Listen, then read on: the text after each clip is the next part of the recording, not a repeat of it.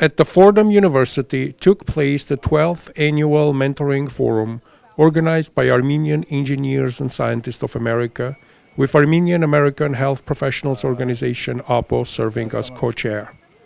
This year, additional 12 Armenian organizations took part in the event. So we're here tonight as part of a group of organizations helping the next generation of Armenian leaders. So whether they're interested in business, they're interested in law, they're interested in politics, etc. There's a group of students and a group of mentors. We're coming together and really giving each other advice and helping folks look to the future for their future careers. I'm very grateful to be here at the AESA Mentorship Program event for the 12th annual, and it's really important for us to have Armenian professionals in all degrees and in all professions to be here to mentor young college students and graduates to be able to excel Armenians in their professions and help guide them as they choose what professions they go into. This particularly is close to the ANCA's heart as we're celebrating the 20th anniversary of the Hovik APPHO Sardegyan Capital Gateway Program, which is our career development program, our turnkey program here in Washington, D.C., where we provide career services to college graduates who are interested in policy and politics and media in our nation's capital, helping them make the transition to Washington, D.C. from all over the United States.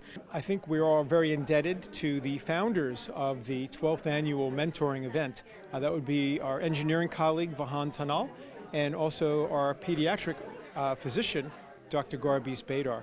And they had this dream that Armenian professionals who have had success here in America should share their skills with our up-and-coming young Armenians, because our future as Armenians really is with our youth.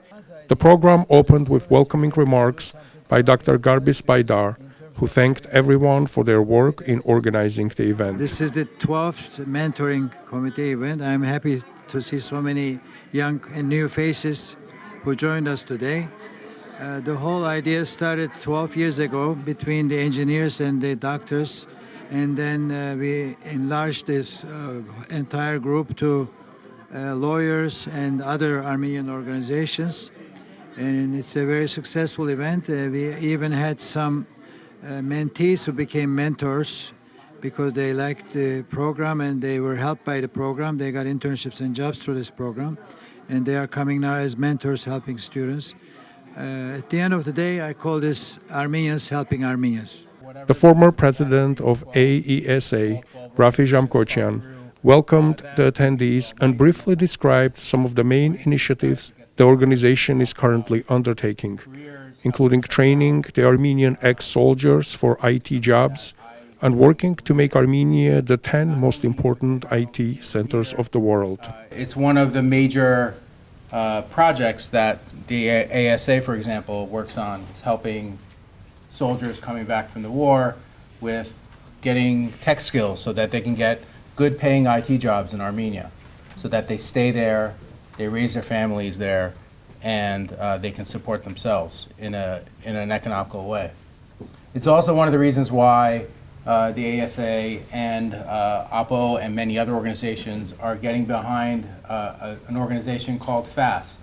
The FAST Foundation is a newer organization that is looking to aim that Armenia becomes a top 10 artificial intelligence and data science country in the world by 2041. He then gave an opportunity to a representative of all organizations present, as well as all the mentors from different fields, to introduce themselves. Dr. Harold Takushian, who has for many years helped secure a room at Fordham University free of charge, welcomed the students and mentors alike. There were about 100 Armenian organizations in New York, but they don't all work together. This mentor group brings together about 11 organizations which love to cooperate with each other. So that's a big plus for us, is not just mentoring the students, but working together. This followed by the presentation by Karen Dilsizian, who currently works as College Readiness Director for a nonprofit organization called New City Kids, and who works with underprivileged students to help them be college prepared. In her presentation, Karen Dilsesian spoke about the importance of building a professional brand on social media and discussed the in and outs of successful networking strategies. She also debunked several myths associated with networking. 73% of job seekers ages 18 to 34 found their last job on social media. 84% of organizations are recruiting using social media, and 70% of managers have had success recruiting on social media. So I'm not sure if these numbers are surprising to you, but working in career services for 12 years, I saw these numbers go up every single year that I was preparing presentations on this. So this is absolutely a trend, and I don't see it going anywhere. So I'm sure the young people in the room are already fully aware of this. But it also means, yes, social media can be used as a tool, but it also means that the separation between your personal life and professional life might not exist in the way that you actually want it to exist. So just being aware that companies are vetting candidates based on what they're seeing on social media. So your brand matters a lot, and you may not get selected for interviews because of what they're seeing. LinkedIn, by and far, is the number one in terms of what recruiters are using. And these numbers are based on what recruiters are using, not what job seekers are using. So that's what you really want to do when you're job searching, is you want to put yourself in the shoes of the recruiter. And so they're going on these sites predominantly. So it doesn't mean they're not using other sites, but these are the top three. So they're using LinkedIn, 57.2%, Facebook, 28.3%, and Twitter, 14.5%. So would you want a prospective boss, manager, coworker to be looking at what you're posting? So just be wary of that. Okay, so there are a lot of myths that I've heard over the years regarding networking. So I just kind of want to go through some of them and explain why these are actually myths and not truths. So the first one is, how can I network? I don't know anyone. I hear this all the time from people of all ages, not just young people. I hear it from people of all ages. And the truth is, you probably know a lot more people than you think. It's not just like, I'm not saying people in your field, just people in general.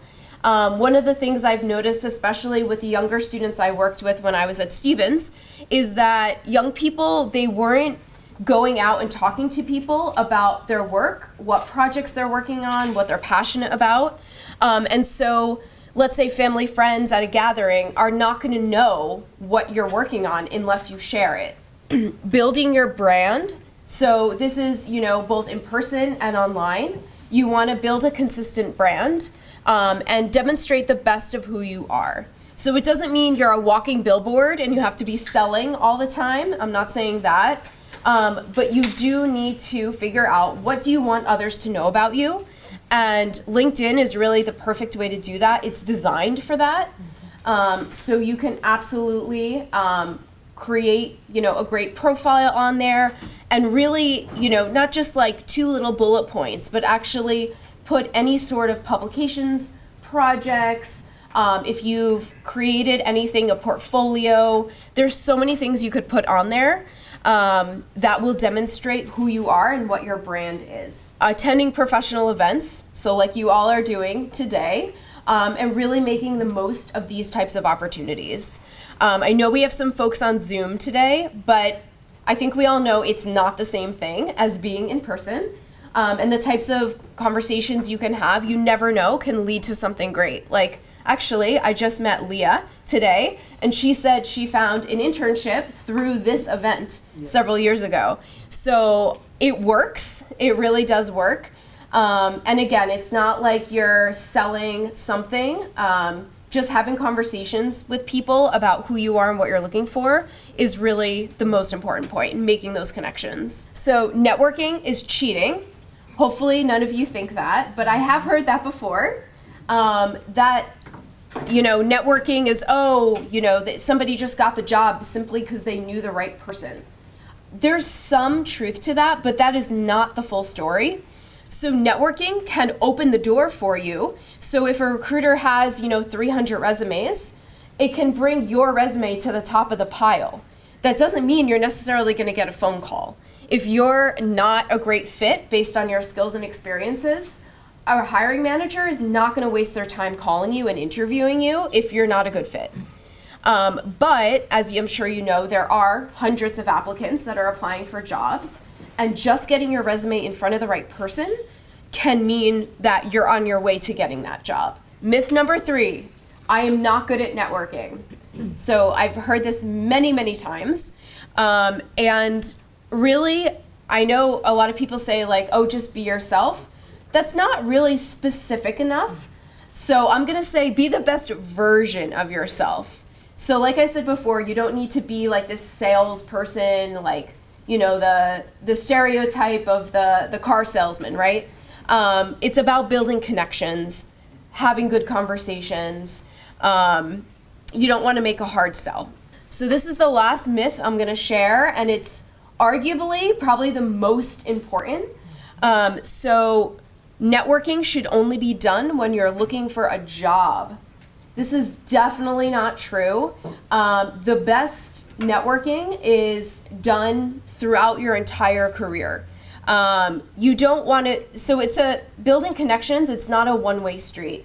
You don't just want to reach out to someone when you need something. You don't want to be that friend or that family member who like only calls you when they need something. Nobody likes that person. So you want to keep your contacts warm, which means that you're periodically checking in with them. So that doesn't mean, calling them every week, but LinkedIn, again, makes it very easy to do this. As in previous years, college and high school students had the opportunity to network with professionals from a large number of fields, including engineering, science, legal, health, arts, and others. In the course of the evening, Armenian students and young professionals had the opportunity to listen to informative presentations and network with mentors in their selective fields in small groups and gatherings. When I came to this country and I wanted to pursue my engineering field or science field, I did not have any mentors, or I did not know which school to go, where to go, how to start. So when I graduated and I had this idea, and we discussed with Vahan Tanal, and we came up with this idea, why not? So since we experienced not to have mentors, so we generate the program to have mentors around. My older sister came to this event on my behalf, and she met with Hovannes, who reached out to me to ask for my resume. I sent it over, and he also sent those resumes to LA people, and that's where I met my manager for my internship. And it was really great. I interned there for 2 summers, and it was a wonderful experience, and I couldn't have done it without this program. This important program allows the students to have a unique opportunity to have a one-on-one connection with their mentors in an ongoing basis that often continues outside of the event itself. This one-on-one interaction is an important part in developing a productive student-mentor partnership. An important benchmark of success for the program is the fact that many mentors attending the forum were students themselves when Forum held its first gathering 12 years ago. Since then, the Forum has grown substantially, providing countless Armenian youth with valuable advice and guidance coming from seasoned professionals. I guess the main thing is that, if we want to ensure that we have a community and one that is, ready for the challenges in the future, that we have to make sure that they're empowered. And this is one of the best ways to do it, to bring mentors together, to bring the youth together. I mean, I wish when I was a teenager I had something like this where you can have people who are experts in their fields who are willing to just, sit down with you and show you the ropes and tell you, what to do. They can look at your resume and just point out what's wrong, what's great, what you should speak more about. And it's just, if we want to ensure that we have a community that's together but also empowered, these are the type of events that we need to have more of. I think also for students and also those that are just getting into their careers, I think it's extremely important to mainly network and then also just get some insight. I think at schools, they don't necessarily teach you very well how to get into the career that you're trying to get into and getting yourself going. And I think this is an excellent way, especially with all the experience that we have here in very specific fields. And being that everyone's Armenian, the connections happen quite quickly. So I think it's an extremely great mentorship program and event that they get put on here, and it's really helping everyone out. 12 years and counting, the mentoring program continues to go strong for helping young Armenian students to connect with professionals in their field of study and empower them with knowledge.